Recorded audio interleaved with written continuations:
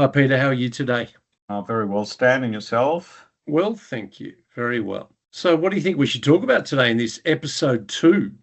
Yeah, we've been having interesting um, experiences in our practice broking in with firms that are larger or have more owners than one. When we have a firm that we're selling with a sole owner, it's pretty straightforward because we're dealing with one person, the sole owner, and negotiations are conducted with that individual. Yeah. But then uh, there's sort of an increasing level of complexity when there are multiple owners in a firm and we're selling that firm. What do you think, Stan? I agree. I think part of the sale process, which governs whether it goes smoothly or not and progresses, is having decisions made by the principal and providing information to us as prospects need it. So I suppose it becomes a little bit more complex when we're asking for information and opinions and we have more than one person to deal with. So the firms that we have dealt with have tried various ways. I suppose the main way is they appoint one of the partners or shareholders to be the contact person, which sort of puts them in the middle of us and the other partners, and then creates uh, extra work for them, which demotivates them because all partners are normally very busy. So we're trying to get the practice sold, but uh, the busyness becomes an obstacle. And the person who is our contact person then gets overwhelmed by the process, or not always, of course, but does get over often gets overwhelmed by the process, and we need to nurture them along to get the decisions and the information that we need. So, how do you think we should handle this going forward? Well, we should only have one point of contact, otherwise the whole process becomes very inefficient. So one Mm. point of contact with the firm, which might have two or more partners or owners, and uh, then there's the issue of what happens when the two interests of the two partners diverge.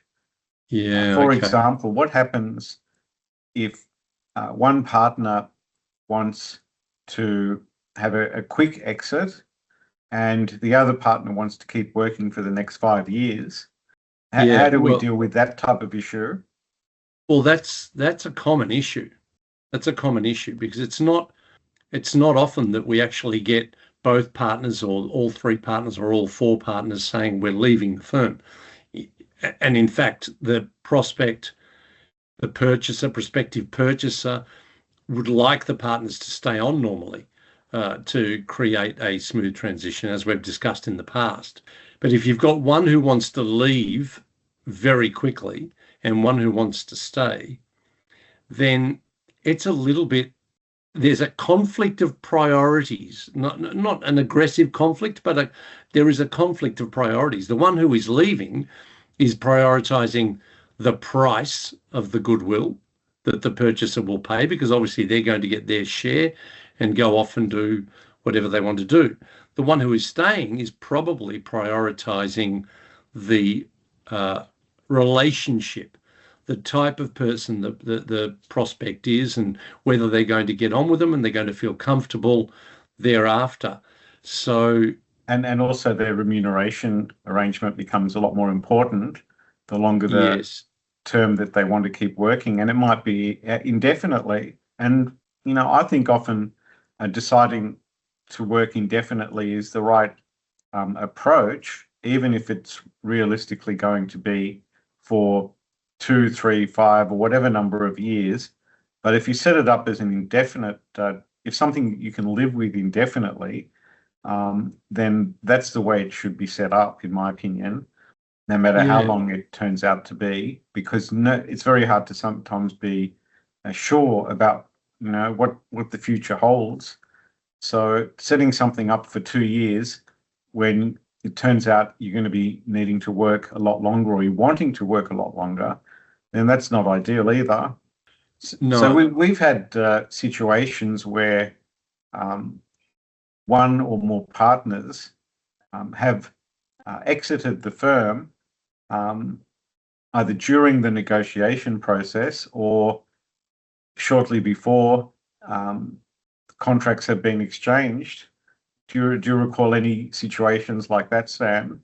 Yeah, we have, and that creates added, problems, because the purchaser is suddenly feeling a little bit insecure about, taking on the firm when one or two of the partners have decided they're just going to go, and with them goes a lot of intellectual property and relationships and such. So the process needs to be really clearly agreed upon by all partners beforehand, I think. I think that's the It first does thing. need to be agreed upon, but even if it is agreed upon, these things do happen in real life, Well, don't yes, they? that's true. And sometimes, if a partner wants to leave and leaves, then it's better that they leave before the sale occurs Yes. than after the sale, because if a key person leaves, a few days after the sale or even a month after the sale, I think that's a worse situation for a buyer than if they leave a month before. So, Yeah. what do you reckon about this, Stan? Mhm. We are very experienced in dealing with these types of situations, these scenarios. Sale of firms of multiple partners. So the way we approach it, yes, it's a bit different to a sale of a sole practitioner firm. It's doable. Just because you have a multiple partnership firm doesn't mean that you should not consider selling. And realistically, firms come to us because they're aiming to solve their succession issues or work through their succession issues using a sale process. Yes.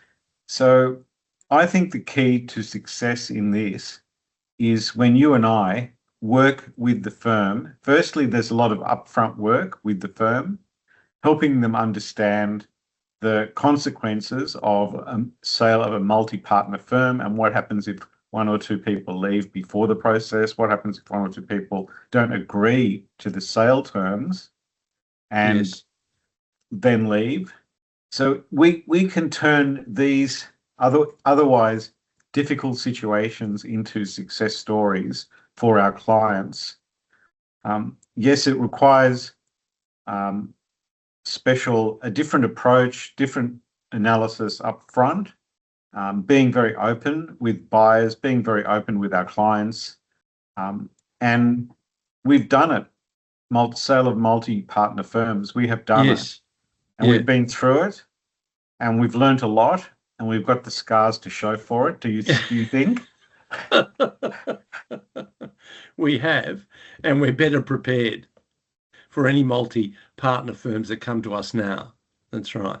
And let's face it, this process is so sensitive and so delicate in a way, because there are more than one personality and energy involved here, and you need an outside party to help everyone navigate it, and that's what we're here for. Thanks, Peter. Thank you very much, Stan.